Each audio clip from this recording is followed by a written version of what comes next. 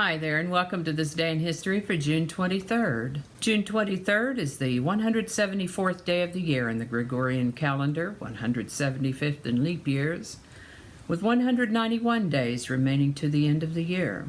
Today's word is chivalry.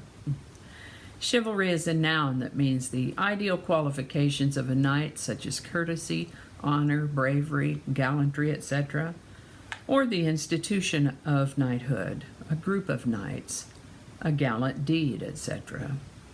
This word comes to us from Old French and Latin before that, originally from a word that meant horse. I'd like to take a moment to mention that links to my research are included in the show notes. Ask you to go ahead and click that like button. Consider subscribing if you haven't already. Feel free to share this video with others. You can do that with the link in your email, messaging, or social media. And be sure to let me know your thoughts in the comment section. Stay to the end for the outtakes too, because there might be some, we'll see.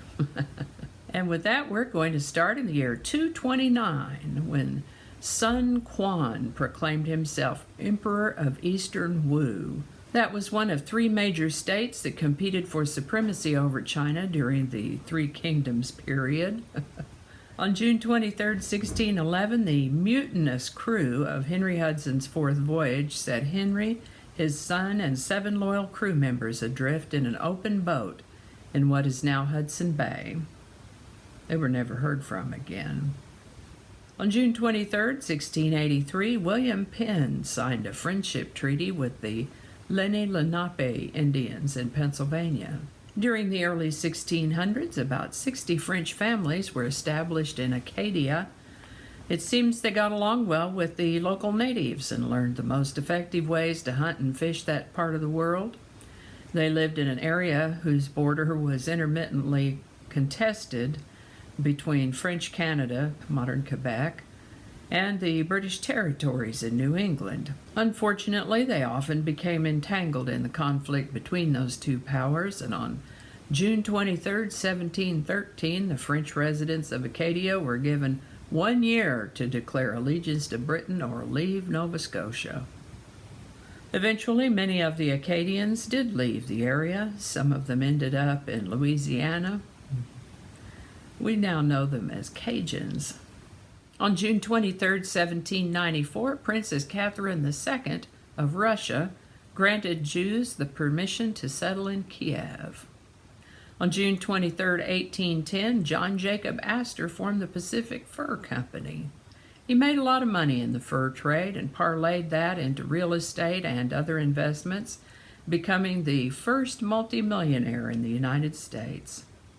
United States Congress established the Government Printing Office on June 23, 1860.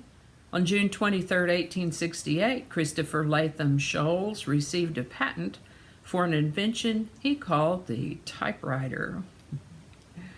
The International Olympic Committee was founded at the Sorbonne in Paris on June 23, 1894.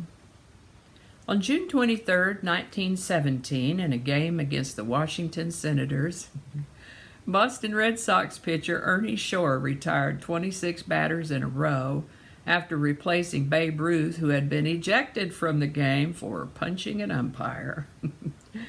It worked out okay for them that time, but I don't ever recommend punching an umpire. This is the birthday of American World War II lieutenant and physicist Morris R. Jepson, born June 23, 1922. He was the assistant weaponeer on the Inola Gay that dropped the first atomic bomb on the city of Hiroshima, Japan on August 6, 1945. His role was to climb into the bomb bay and remove the 3 green safety plugs from the bomb that kept it from going off prematurely, and to replace them with 3 red arming plugs just before the aircraft climbed to the high altitude close to the target area. Later in his career, he worked on developing hydrogen thermonuclear weapons and helped develop several technological breakthroughs, including microwave technology, as well as stabilizers used on helicopters. Pretty important stuff. Mr. Jepson lived to the age of 87. The College Board administered the first SAT exam on June 23, 1926. This is the birthday of American singer, songwriter, musician, and actress June Carter Cash, born June 23, 1929. Besides being an award-winning musician and Johnny Cash's wife, she did a fair bit of acting as well in movies, TV shows, and theater productions.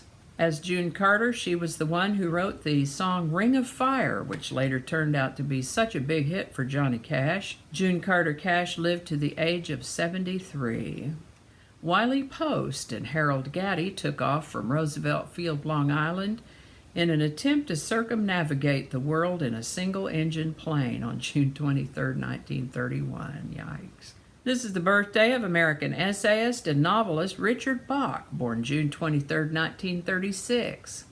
Widely known as the author of Jonathan Livingston Seagull and Illusions, The Adventures of a Reluctant Messiah, Richard Bach is still living and turns 84 in 2020.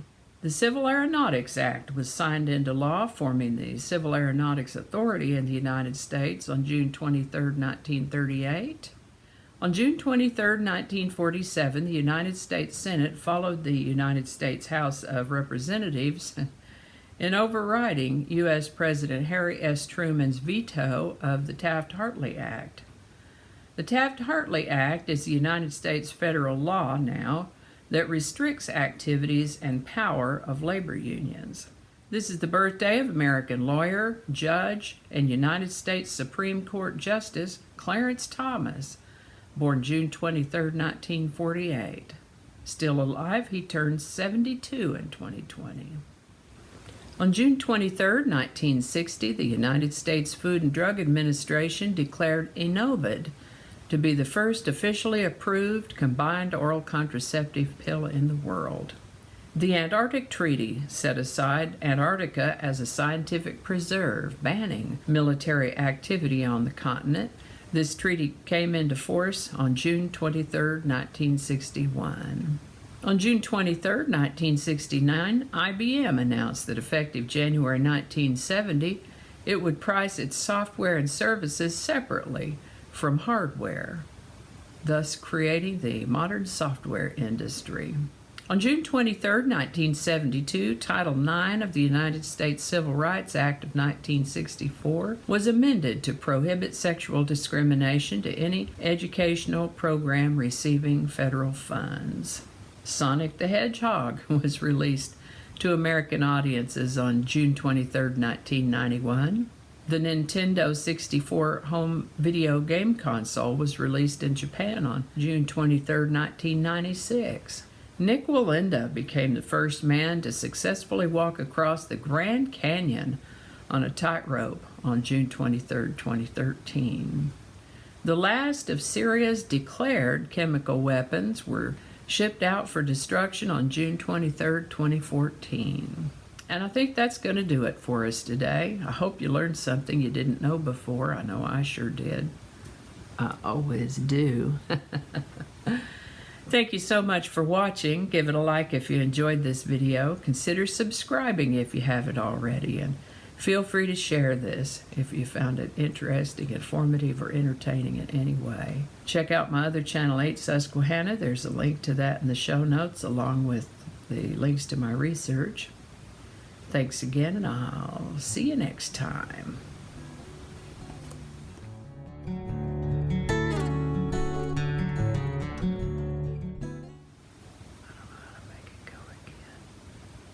Dadgummit. If you didn't like this video, hit that thumbs down sign twice. Ain't nobody gonna fall for that. All right, let's try that again. I've got my tongue wrapped around my eye teeth and I couldn't see what I was saying. We'll start from the beginning. Signed the it's a mouthful. Archaeologist. Yeah, we'll probably leave that part out. I don't know how all that's gonna go together, or if it's even gonna make it to the video. We'll just see. That's not gonna go.